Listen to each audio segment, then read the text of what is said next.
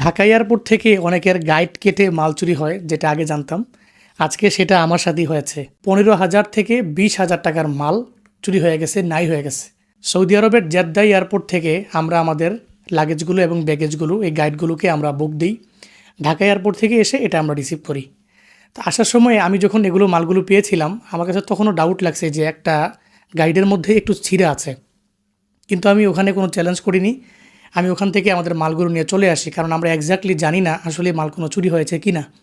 কিন্তু ঠিকই বাসায় আসার পর যখন খোলা হয়, তখন দেখি আমাদের প্রায় 15,000 থেকে 20,000 টাকার মাল চুরি হয়ে গেছে, নাই হয়ে গেছে। তাহলে নিঃসন্দেহে এটা হয়তো ঢাকা এয়ারপোর্টে হয়েছে, আর না হয় সৌদি আরব এয়ারপোর্টে, জেদ্দা এয়ারপোর্টে হয়েছে। তবে আমার কাছে খুব সন্দেহ লাগে এই বিষয়ে। আমি এর আগে অনেক ভিডিও দেখেছি যে অনেক প্রবাসীদের গাইড কেটে মাল চুরি করা হয়। এটা আমাদের বাংলাদেশের ঢাকা এয়ারপোর্টে অহরহ হয়েছে বলে এরকম ভিডিও আমরা এর আগে দেখেছি। প্রিয় ভাইয়েরা, আমি জানি না একটা এয়ারপোর্টের মধ্যে এত চোরের বসবাস কীভাবে, যারা এই সমস্ত বিষয়গুলো চুরি করে নিয়ে যায়। আমরা না হয় 14-15 দিনের জন্য আমরা ওমরায় সৌদি আরবে গিয়েছি, উদ্দেশ্য আমাদের ওমরা করা, আমরা চলে আসছি, আমাদের অনেক বেশি মালও নেই। কিন্তু 5 থেকে 10 বছর, 15 বছর পর্যন্ত একটা প্রবাসী সৌদি আরবে থাকেন বা বিভিন্ন দেশে থাকেন।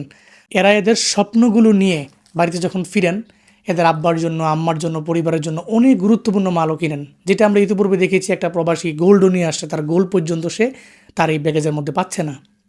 তাহলে কল্পনা করতে পারেন, মানে এগুলোও তারা চুরি করে নিয়ে যায়। 10-15 বছরের স্বপ্ন যে প্রবাসীদের মধ্যে থাকে, যে এগুলো নিয়ে তারা বাড়িতে ফিরে, এগুলো পর্যন্ত এখান থেকে নাই হয়ে যায়। আমি জানি না আমার এই ভিডিও বার্তা এবং এই ভিডিও বাংলাদেশের ঢাকা শাহজালাল ইন্টারন্যাশনাল এয়ারপোর্টের কর্তৃপক্ষের কাছে পৌঁছবে কি না।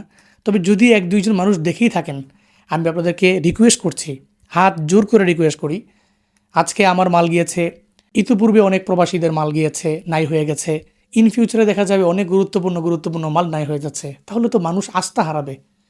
তারা বাহির থেকে মালগুলো আনেন, বাহির থেকে ঠিকঠাক মতো এসে আমাদের নিজেদের এয়ারপোর্ট থেকে যদি মালগুলো চুরি হয়, তাহলে এই দুঃখ তারা কার কাছে গিয়ে বলবে, কার কাছে বলবে নিজের দুঃখ।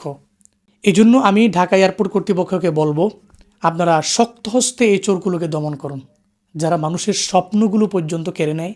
রেমিটের যোদ্ধাদের এত পরিশ্রমের টাকা দিয়ে কেনা এই সম্পদগুলো তারা নিয়ে যায়।